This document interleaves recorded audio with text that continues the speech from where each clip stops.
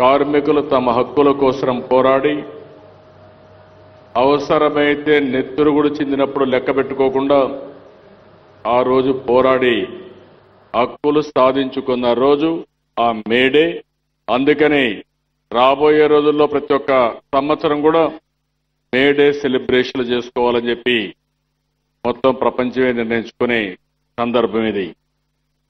మన దగ్గర మనం ఆలోచిస్తే 1923 నుంచి ఈ మేడే సందర్భాలు పెద్ద ఎత్తున జరుపుకుంటున్నాం.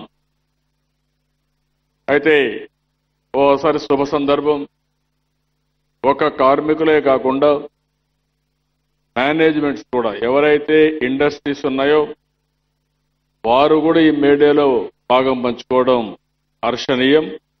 ఇది ఒక శుభ పరిణామం అని చెప్పి కూడా నేను మీకు తెలియజేస్తున్నా. ఈరోజు ఎందుకంటే సంపద సృష్టిస్తేనే అందరికీ, మన ఒకసారి ఆలోచిస్తే ఒక పక్క లేబర్కి జీవితంలో ఏం కావాలో అవన్నీ చేసుకోవడం, జీవన ప్రమాణాల కోసం మెరుగైన జీతాలు కూడా ఇచ్చుకునే అవకాశం రావడం, ఓసారి మేనేజ్మెంట్ కూడా చూస్తే మంచి ఆంటర్ప్రెన్యూర్స్గా ఒకసారి ఇండస్ట్రీ పెట్టి ఎక్కడికక్కడ దోపిడీ చేస్తే, లేకుంటే సరిగా లేబర్ను గుర్తుపెట్టుకోకపోతే మేనేజ్మెంట్ కూడా వచ్చేది ఏముండదు. ఆ ఇండస్ట్రీ సిక్ అయితే పెట్టిన పెట్టుబడి పోతుంది, చెడ్డ పేరు వస్తుంది, మీరు కూడా రోడ్డు మీద పడే పరిస్థితి వస్తుంది. ఇది సాధించాలంటే ఒక సుహృద్భావమైన వాతావరణంలో మనం చేసుకోవాల్సిన అవసరం ఉంది. చాలా మంది నేను చూస్తాను, ఎవరైనా లేబర్ ఉంటే ఒకప్పుడు నేను చూశాను, ఇప్పుడు కూడా అక్కడక్కడ జరుగుతున్నాయి.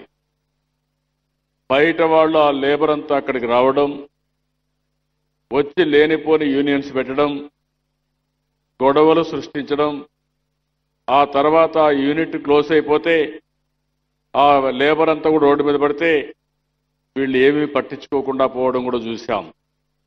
కొంతమంది ఎంప్లాయ్మెంట్ కోసం ఇలాంటి కార్యక్రమాలు చేసే పరిస్థితి వస్తుంది. మేడే సెలబ్రేషన్స్కి వస్తే ప్రతి ఒక్కరూ స్మార్ట్ ఫోన్ పట్టుకొని మొత్తం రికార్డ్ అంతా, మొత్తం మీటింగ్ అంతా రికార్డు చేసేస్తున్నారు బ్రహ్మాండంగా. అంటే టెక్నాలజీ ఏ విధంగా మారిపోయిందనేది ఇదొక ఉదాహరణ. ఒకప్పుడు టెక్నాలజీ కోసం నేను పోరాడాను, మీకు అందరూ తెలుసు. టెక్నాలజీ కోసం మీరు చూస్తే చైనా ఒకప్పుడు కోట్ల సెల్ ఫోన్లు పెట్టుకుంటా ఉంటే మన దగ్గర ల్యాండ్ లైన్లు పెట్టుకొని లైట్నింగ్ కాలుకు కూడా వారం 10 రోజులు అయ్యేది. అది పేరు లైట్నింగ్ కాలు, ఆటోమేటిక్ ఎలక్ట్రానిక్ ఎక్స్చేంజెస్ ఉండేటివి కాదు.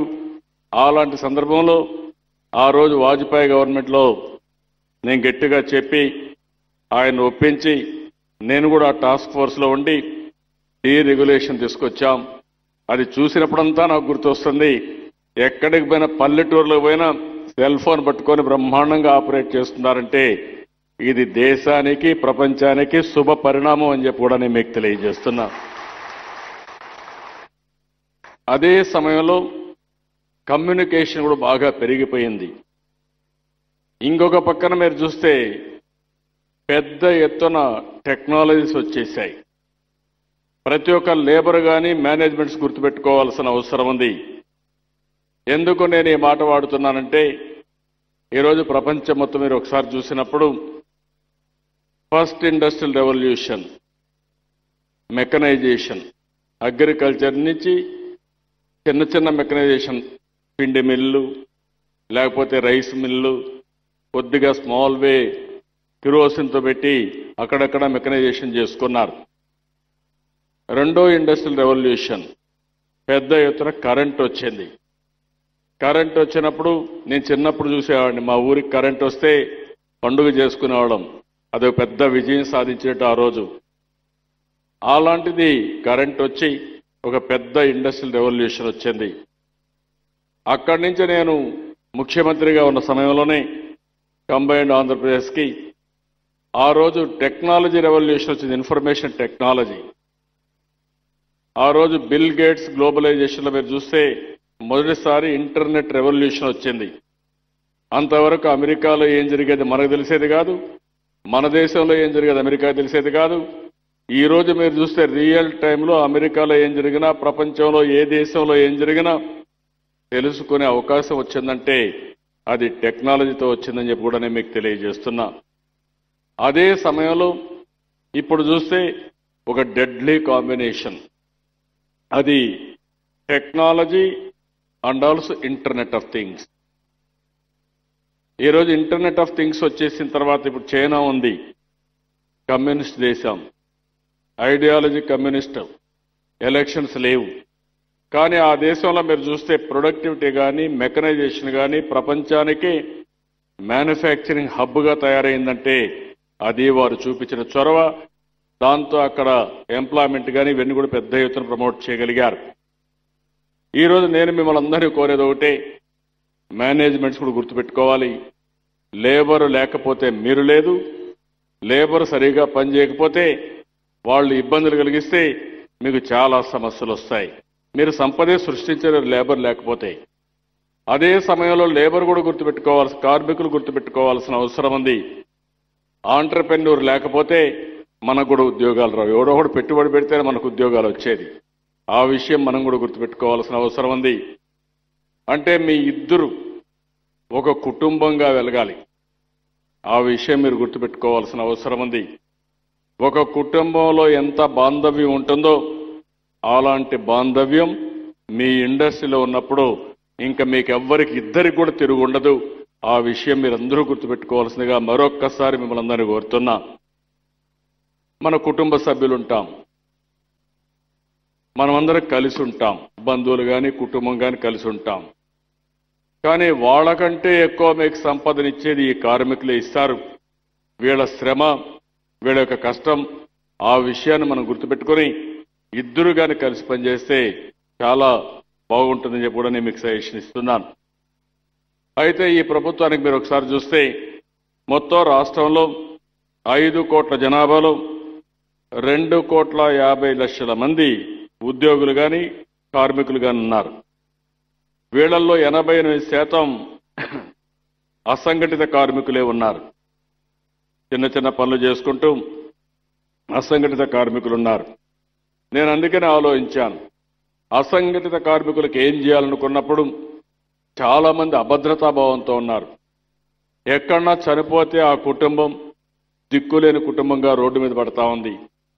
ఓసారి ఎవరైనా వికలాంగులైతే శాశ్వతంగా ఇది ఒక శాపంగా మారిపోయి చాలా బాధపడేవాళ్ళు. అందుకే మొట్టమొదటిసారిగా భారతదేశంలో చంద్రన్న బీమా తీసుకొచ్చి ఎవరైనా చనిపోయినా పూర్తిగా వికలాంగులైనా 5 లక్షల రూపాయలు బీమా కల్పించిన ఏకైక ప్రభుత్వం ఈ తెలుగుదేశం ప్రభుత్వం. ఈరోజు ఒక ధీమా వచ్చింది, ఒక భద్రత ఉంది. అదేవిధంగా ఇంకొక పక్కన మీరు చూస్తే పాక్షికంగా వికలాంగులైన 3,62,500 రూపాయలు ఇస్తున్నాం.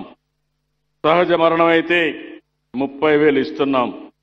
ఇంకొక పక్క మీరు చూసినప్పుడు ఎవరైతే చంద్రన్న బీమా అమలుకి 234 కోట్ల రూపాయలు మనం ఇప్పటికే పే చేశాం.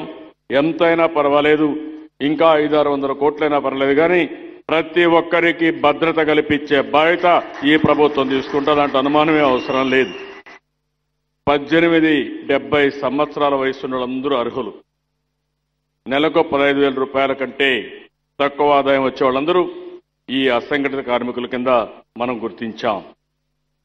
ఇది కూడా మీరు చూసినప్పుడు మొత్తాన్ని కూడా ఇప్పటికే 2,13,00,000 మంది మనం ఎన్యూమరేషన్ చేశాం. అదే మరి హెల్ప్ లైన్ ద్వారా 1,55,214 మందికి మనం ఇప్పటికే హెల్ప్ లైన్ హెల్ప్ లైన్ వచ్చి 15,52,14 హెల్ప్ లైన్ కూడా తీసుకొచ్చాం. నేను ఆఫీసర్లకు ఒకటే చెప్పాను, ఎట్టి పరిస్థితుల్లో 30 రోజుల లోపల ఈ యొక్క బీమా డిస్ట్రిబ్యూషన్ కావాలి. ఎవరైనా ఫెయిల్ అయితే ఎఫ్ఐఆర్ రాయడంలో కానీ, పోస్ట్ మార్టం చేయడం కానీ, డిస్ట్రిబ్యూషన్ చేయడంలో ఫెయిల్ అయితే మాత్రం నేను ఎవరిని వదిలిపెట్టనని చాలా స్పష్టంగా ఆదేశాలు ఇచ్చాను. ఆ ప్రకారం 30 డేస్లో మీకు ఈ డబ్బులు ఇస్తున్నాం సెర్ఫ్ ద్వారా. ఈరోజు మీరు చూస్తే 44,000 469 క్లెయిమ్లు వచ్చాయి. 34,212 క్లెయిమ్లు పూర్తి చేశాం. దీనికి 170 కోట్ల రూపాయలు పే చేశాం. మనం ప్రారంభించినప్పటి నుంచి పెద్ద ఎత్తున ఈ కార్యక్రమానికి శ్రీకారం చుట్టాం. అవసరమైతే మనకు వెసులుబాటు వస్తే ఇంకా ఈ బీమా పెంచుతాను. ఏ కార్మికుడు కూడా ఈ రాష్ట్రంలో నేను చనిపోయినా వికలాంగుడైనా నా కుటుంబం రోడ్డు మీద పడుతుందనే భావన లేకుండా పూర్తిగా ఆదుకోవడానికి ఈ ప్రభుత్వం అన్ని విధాలా సిద్ధంగా ఉన్నామని మరొక్కసారి ఈ మేడే సందర్భంగా మీ అందరికీ హామీ ఇస్తున్నా. హరీష్ రావు గారేమో సిద్దిపేటలో గుట్టు చప్పుడు కాకుండా 2,000 ఇళ్లు కట్టుకుంటున్నాడు అధ్యక్ష. మరి మా దగ్గర మీరు కాదు, మీరు ప్రజలకు కట్టిస్తున్నారు. మేము ఎమ్మెల్యేలం కాదు అధ్యక్ష. మరి మేము కట్టేది అధ్యక్ష. మా దగ్గర ఉన్న ప్రజలు ఆంధ్ర ప్రజలు అధ్యక్ష, తెలంగాణ వాళ్ళు కాదా?